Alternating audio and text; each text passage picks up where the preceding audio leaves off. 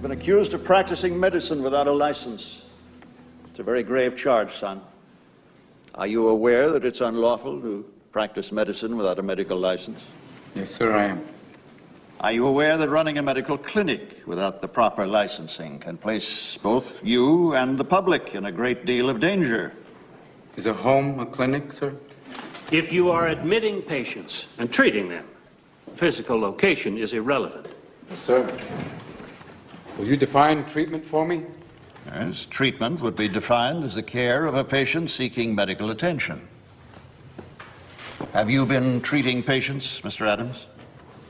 Well, sir, I live with several people. They come and go as they please. I offer them whatever help I can. Mr. Adams, have you or have you not been treating patients at your ranch? Everyone who comes to the ranch is a patient, yes. And every person who comes to the ranch is also a doctor. I'm sorry. Every person who comes to the ranch is in need of some form of physical or mental help. They're patients. But also every person who comes to the ranch is in charge of taking care of someone else, whether it's cooking for them, cleaning them, or even a simple task as listening. That makes them doctors. I use that term broadly, gentlemen, but is not a doctor someone who helps someone else? When did the term doctor get treated with such reverence as, oh, right this way, Dr. Smith, or, excuse me, Dr. Scholes, what wonderful foot pads, or, pardon me, Dr. Patterson, but your flatulence has no odor. At what point in history did a doctor become more than a trusted and learned friend who visited and treated the ill? Now, you ask me if I've been practicing medicine. Well, if this means opening your door to those in need, those in pain, caring for them, listening to them, applying a cold cloth until a fever breaks, if this is practicing medicine, if this is treating a patient, then I am guilty as charged, sir.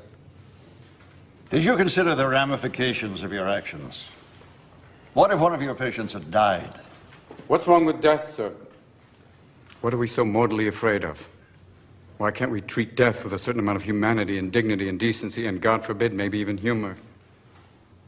Death is not the enemy, gentlemen. If we're going to fight a disease, let's fight one of the most terrible diseases of all, indifference. Now, I've sat in your schools and heard people lecture on transference and professional distance. Transference is inevitable, sir. Every human being has an impact on another. Why don't we want that in a patient-doctor relationship? That's why I've listened to your teachings, and I believe they're wrong.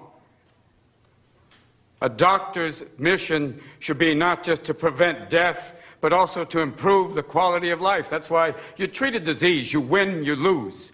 You treat a person, I guarantee you'll win, no matter what the outcome.